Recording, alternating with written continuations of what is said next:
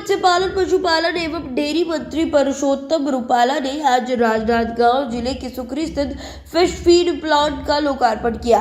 निजी company एबिस group द्वारा संचालित ये प्लांट देश का पहला हाइब्रिड स्वचालित एवं ऑयल कोडेड फिश प्लांट है, जिनकी सालाना उत्पादन क्षमता 25 लाख मीट्रिक टन फीड की है। इस प्लांट के लग जाने से ग्रामीण क्षेत्र के करीब 2500 लोगों को रोजगार उपलब्ध होगा। इस मौके पर बोलते हुए केंद्रीय मत्स्य पालन पशुपालन एवं डेयरी मंत्री परषोत्तम रूपाला ने कहा कि देश के प्रधानमंत्री नरेंद्र मोदी ग्रामीण अर्थव्यवस्था को सुदृढ़ करने लगातार प्रयास कर रहे हैं और इसके सकारात्मक परिणाम सामने आ रहे हैं। उन्होंने केंद्र सरकार की मत्स्य संपदा योजना की जानकारी भी दी। अभी मैं क्या कहूँ, इस सेक्टर सेंट्रल में जो गवर्नमेंट चला रहे थे, उनके मन में इनके प्रति कोई भावना ही नहीं थी।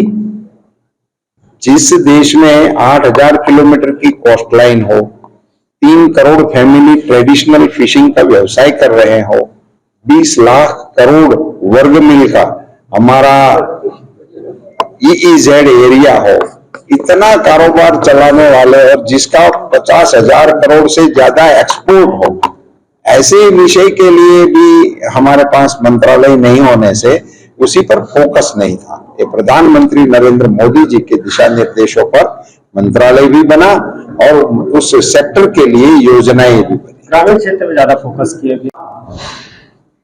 अर्थतंत्र जो है, देश कृषि प्रधान होने के कारण और देश पशुपालन करने वाला देश होने के कारण ये कारोबार सारा ग्रामीण में ही चल रहा है।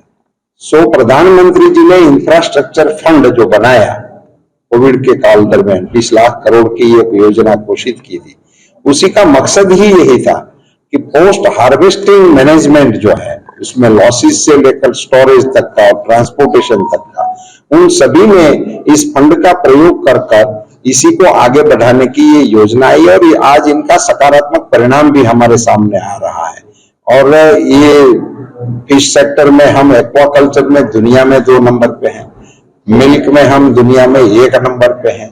तो ये सारे ग्रामीण क्षेत्र के ही व्यवसाय हैं और उसी के चलते इसी को बढ़ावा देने की प्रधानमंत्री की जो मंशा है, उसने निर्णय लेकर इस क्षेत्र को बहुत बल दिया। थोड़ा सा नीचे कर ले और थोड़ा दूर कर ले, मतलब तकलीफ को लेकर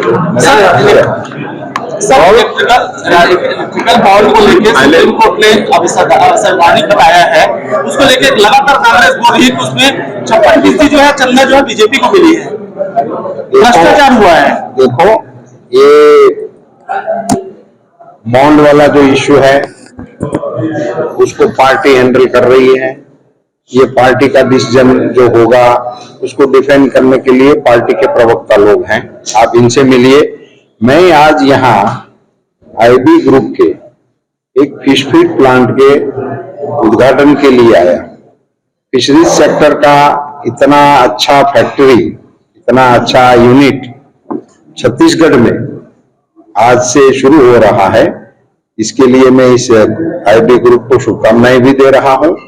और देश के फिशरीज सेक्टर के लिए आज के इस कार्यक्रम से इतना बड़ा संदेश है कि छत्तीसगढ़ जैसे जिनको कोस्टल नहीं है, समुद्री नहीं है एरिया, ऐसे राज्य में भी फिशरीज सेक्टर का इतना अच्छा यूनिट इन्वेस्ट हो रहा है। ये देश के फिशरीज सेक्टर के विकसते हुए नए आयामों का प्रतीक है। सर, मंत्रालय बनने में इस मौके पर केंद्रीय मंत्री ने जिले सहित अन्य राज्यों से पहुंचे लगभग 301 किसानों से सीधे संवाद किया और किसानों को फिशिंग फार्मिंग में आने वाली चुनौतियों के समाधान के लिए मार्गदर्शन दिया।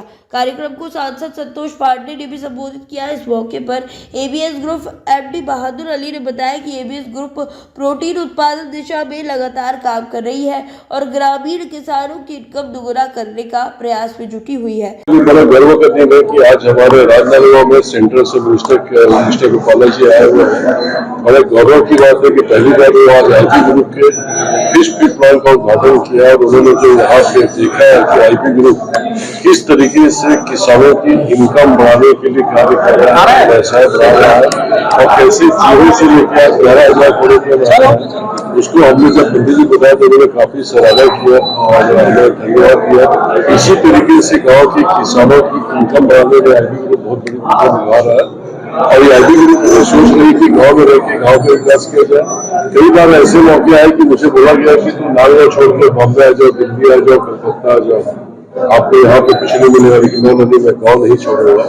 और आज गाँव में रह के मुझे सबसे ज्यादा खुशी थी। मेरे साथ हजारों आदमी जुड़े हैं, लाखों आदमी जुड़े हुए हैं और आईपी ग्रुप के कारण सबका परिवार चल रहा है। जो पहले यहाँ से पलायन होता था वो पलायन खत्म हो गया, बल्कि अब बाहर से हमारे पास आदमी आते हैं और ये बड़ी गर्व की बात है मेरे लिए भी और राजनगर की धरती के लिए भी कि नागौर की माटी में इतना गर्व है कि लोगों को अपनी जगह वापस आया है और बाहर वालों को भी अपने आकर्षित करके ये बिजनेस हब बन गया बहुत बड़ा और नागौर को भी ऐसा दे रहा है, हमें भी आगे बढ़ा रहा है।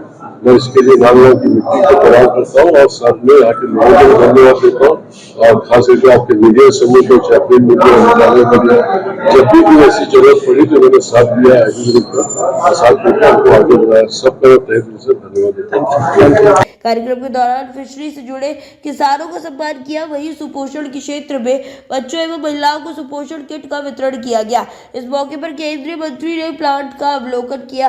कार्यक्रम के दौरान स्थानीय जनप्रतिनिधि गण, क्षेत्र के किसान सहित कंपनी के अधिकारी कर्मचारी बड़ी संख्या में उपस्थित थे। राजनांदगांव से विजन टाइम्स न्यूज के लिए लोकेश रजक की रिपोर्ट।